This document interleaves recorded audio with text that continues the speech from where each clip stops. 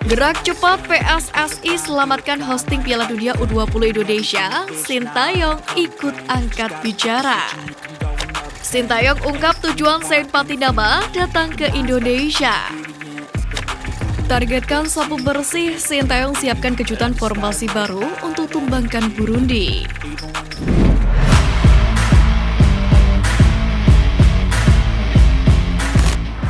Targetkan sapu bersih, Sintayong siapkan kejutan formasi baru untuk tumbangkan Burundi. Timnas Indonesia akan berhadapan dengan Burundi di laga kedua FIFA Matchday Maret 2023 nanti malam. Sintayong selaku juru taktik skuad Garuda pun mengaku telah menganalisa kekuatan Burundi. Pelatih asal Korea Selatan itu pun menegaskan tidak akan mewaspadai satu pemain saja, melainkan semua punggawa Burundi di laga kedua nanti. Saya sudah melakukan analisa untuk semua pemain Burundi. Jadi dengan analisa itu, saya melihat match kemarin 70-80% sudah dimainkan. Di babak kedua juga baru dimainkan pemain intinya, pastinya lawan juga akan menunjukkan lebih baik dari kemarin. Jadi, saya tidak waspadai satu pemain saja tapi semuanya, kata Sintayong. Selain itu, juru racik asal Korea Selatan itu juga memastikan bahwa anak asuhnya akan tampil menyerang dalam laga FIFA Matchday nanti malam. Apalagi Stefano Lillipali dan kolega bermain di hadapan supporternya sendiri, sehingga kemenangan pun menjadi target utama bagi Sintayong.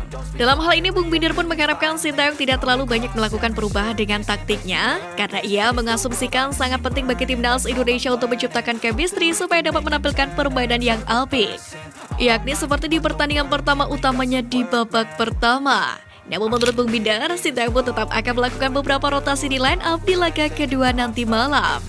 Seperti di lini pertahanan, Sintayong akan memberikan kesempatan kepada Hansa Muyama atau bahkan Fahrudin Arianto untuk bermain sejak menit awal. Sementara itu di lini tengah, Bung Binder mengasumsikan Sintayong kemungkinan akan memberikan kesempatan kepada Ricky Kambuaya, yakni untuk masuk line up bersama dengan Syahrian Abimanyu. Sementara di lini depan, diprediksi Bung Binder Kolsin akan memberikan panggung untuk Dimas Derajat. Namun pemilik channel Triple B ini masih berharap Sintayong tetap mempertahankan Stefano Lillipali karena seperti yang kita lihat, ia memberikan penampilan yang luar biasa, di mana ia sukses menjadi penghubung lini tengah dan lini depan. Namun ini hanya sebatas asumsi dari pengamat sepak bola. Tentu semua keputusan akan dikembalikan kepada Sintayong selaku pelatih kepala. Di sisi lain, bek timnas Indonesia Jordi Amat mengaku bahwa ada sejumlah latihan yang disiapkan termasuk perubahan formasi. Namun ia tak membeberkan formasi seperti apa yang disiapkan oleh tim. Ia hanya memastikan saat ini perubahan formasi itu hanya tinggal dimatangkan saja akan dapat meladeni Burundi dengan maksimal. Jordi Amat pun meminta agar para pemain timnas Indonesia tak lengah sebab perjuangan belum berakhir. Selain itu, kabar baiknya skuad asuhan Sintayong memiliki peluang besar untuk naik ke posisi yang lebih tinggi 148 dunia jika menang atas Burundi. Namun dengan catatan, Liberia tumbang dari tim peringkat 67 dunia Afrika Selatan. Karena itulah timnas Indonesia dalam track yang tepat untuk terus memanjat ranking FIFA ke posisi yang lebih baik. Sekarang harapannya adalah sepak bola Indonesia terhindar hukuman dari FIFA. Bravo timnas Indonesia. Sintayong ungkap tujuan Saint Patinama datang ke Indonesia. Seperti yang kita ketahui bahwa Saint Patinama telah tiba di tanah air sejak Minggu 26 Maret kemarin.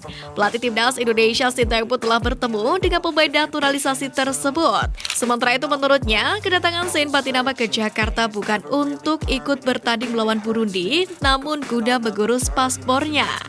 Saya sudah bertemu dengan Saint Patinama pada Minggu 26 Maret 2023. Alasannya datang ke Indonesia untuk mengurus paspor. Jadi ini proses terakhir yang harus dia jalani, ujar Sintayong.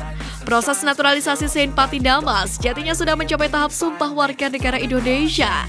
Bahkan pemain berusia 24 tahun itu sejatinya juga masuk ke dalam skuad timnas Indonesia melawan Burundi pada FIFA Matchday ini. Akan tetapi proses kepindahan federasi dari KNVB ke PSSI yang belum selesai membuatnya gagal debut berseragam timnas pada FIFA Matchday bulan Maret. Untuk itu, jika proses naturalisasi dari Saint rampung dalam waktu dekat, maka dia akan berseragam timnas pada FIFA Matchday bulan Juni mendatang. PSSI sendiri sudah menentukan calon lawan pada FIFA Matchday bulan itu, salah satunya adalah melawan Palestina. Gerak cepat PSSI selamatkan hosting Piala Dunia U20 Indonesia, Sintayong ikut angkat bicara. Merespon mengenai rumor Indonesia terancam posisinya sebagai tuan rumah Piala Dunia U20 2023, PLT Menpora Muhadjir Effendi menyampaikan Ketum PSSI Erick Thohir akan menemui FIFA di Zurich, Swiss untuk melobi otoritas sepak bola tertinggi dunia itu, yakni terkait posisi Indonesia sebagai tuan rumah Piala Dunia U20 2023. Belum sampai situ, masih ada pembicaraan. Saya merasa Pak Erick Thohir akan ke Zurich untuk konsultasi lebih lanjut dengan FIFA. Ini belum level tertinggi, kemarin baru salah satu perwakilan PSSI yang ketemu. Paling tidak, FIFA memahami posisi Indonesia dalam konteks ini. Jadi ini bukan soal ditolak atau diprotes, tapi berkaitan dengan konstitusi, ucap Muhadjir. Di sisi lain, Muhadjir menyayangkan keputusan FIFA yang membatalkan drawing Piala Dunia U20 2023 di Bali.